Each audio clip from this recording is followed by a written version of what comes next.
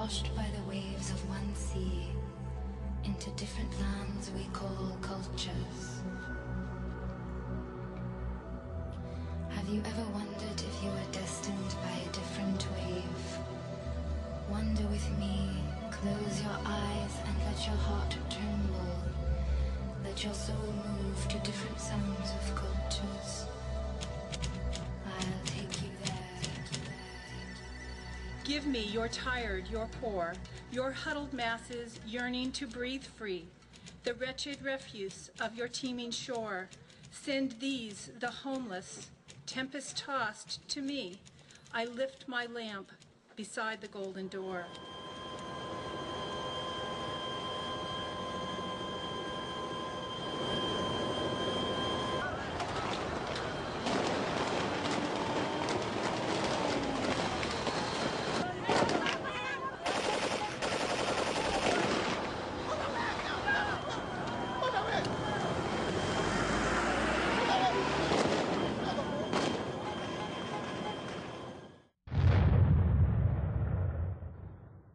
American, even we don't want.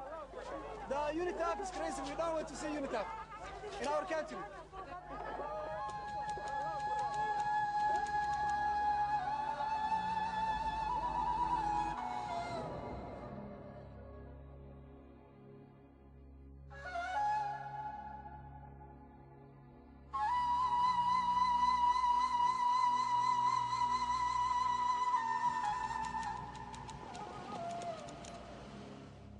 Benjamin Bates came here in 1847, and this was before we were a city, and wanted to build a textile mill. What he really built was a city and a community.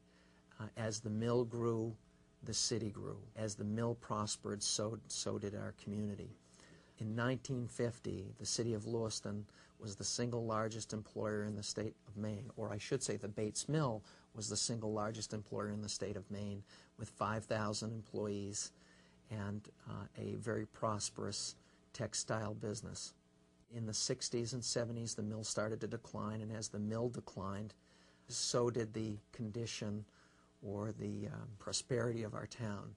And today, unfortunately, the mill no longer operates here. It closed down for good, and it's been a very difficult transition to go from a very prosperous town only 50 years ago to a town that is struggling to stay afloat.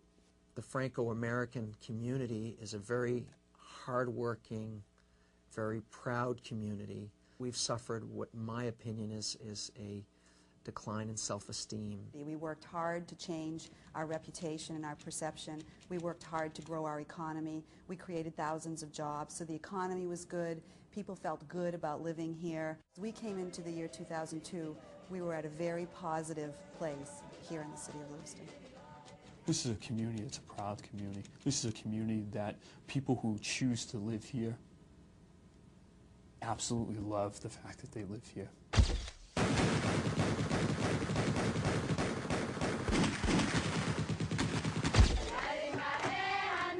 I woke up one morning and was told there were 200 Somali residents in our community that hadn't been there, a week before.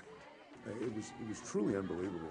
There was a lot of misunderstanding on why they were here, why they came here. Those Somalis are evil. I mean, they killed Americans. They have to all be bad. Black Hawk Down, people being dragged down the street. There were two Maine boys. One of the men that died was from Lisbon, which is the next town over. The young kid that grew up in this area probably had a job somewhere in this community. What happened to those soldiers, it was a great tragedy. It should not have happened. The people here hadn't forgotten that. I mean, it made a real impression when it happened in '93. And when you cross over the Lisbon-Lewiston line, you see a big sign that says the Staff Sergeant Thomas Field Memorial Highway. So every day somebody drives across that line to go down to the #1 employer for this area, Bath Iron Works. They have a daily reminder that one of our local boys died over in Somalia. This is post-September 11, and the Somalis show up immediately after September 11. The press have referred to it as the Somali invasion. All these Islam are terrorists, and now they see the Somalis who's coming here. It's also part of that. I'm trying to say there's a linkage here. Everybody, after those attacks, terrorist attacks, was looking at the world differently and through different perspectives. I went to a wedding, for instance, and no one there would talk to me because they found out I worked with Somalis. It's just unbelievable how, the discrimination that we're facing as a Muslim community. The Somalis are Muslim. Islam was not practiced here previously. And black. We're a Franco-American heritage mostly. We haven't seen a lot of people of color. We have a 97% white ratio. We live in the whitest state in the nation, so there are some definite differences that made it obvious that there were new people in our community. The Somalis did not have the choice to come to the United States. They left behind the dead body of their own relatives, their children, their fathers.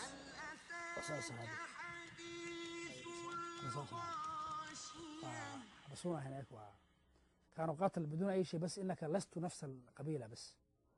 بعدين أنا كنت محبوس وكان أخي كورنيل قتلوه هنا ضابط كبير وأولاده كله من البيت وأخذوني أنا. عندما أخذوني أنا مع هذه رصاصتين كده ضربوني وحبسوني هناك. If they want to commit genocidal warfare against each other, so be it. Let them.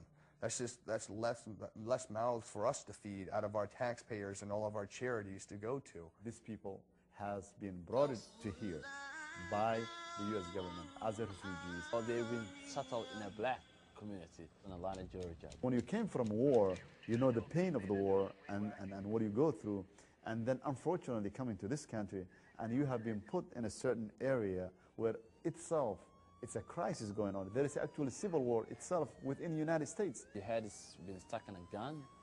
It just gives a wallet.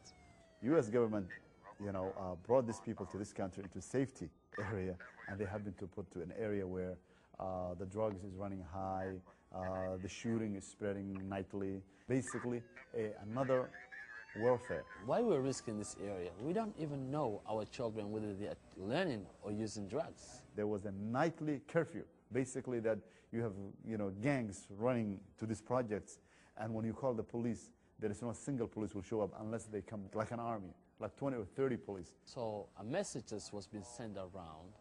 Some Somali, 5, 6 Somalis was being sent around the states to look for a good place that they can live and raise their children. Why would you come to Lewiston, Maine in the middle of winter? Like, it's cold and it's snowing and it's awful. And he just looked at me and said, it's a better place to raise our families. And compared to where we came from, Lewiston is a heaven.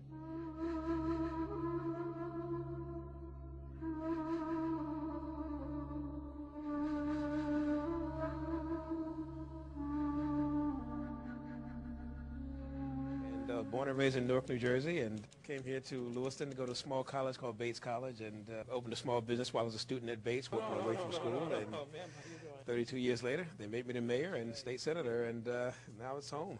My mother's father and mother came from Chassin, right outside of Beirut. They immigrated to Waterville, Maine, and they worked in the mill. When my mother lived in New York, she was married to a multiracial gentleman, Chinese, Hispanic, not a real nice guy. This guy is just, he's not good for my mother, he's not good for me. My brother and I were the only white kids when we lived in the South Bronx. We lived in the Hispanic section of the South Bronx, and we went to a parochial school that was all black. Whatever issues they had with my race and being different, obviously they got over it because they kept bringing their children to me saying, my gosh, I want my children to follow your footsteps. They give a person like me a chance. Would I have had this chance anywhere else? I think it would be more difficult, to say the least. My grandfather had a store in the early 20s. Raised on a small family budget and business with a great ethnic diversity that was part of Hancock Street. Which means basically blacks, Asians, Somalians, some Arabics, but whites won't live there because they will not lower their living standards. My grandmother on Sundays used to sit in the kitchen, and she would take these laundry bags and she would be filling it with clothing, and she'd be filling it with other types of things that she'd be sending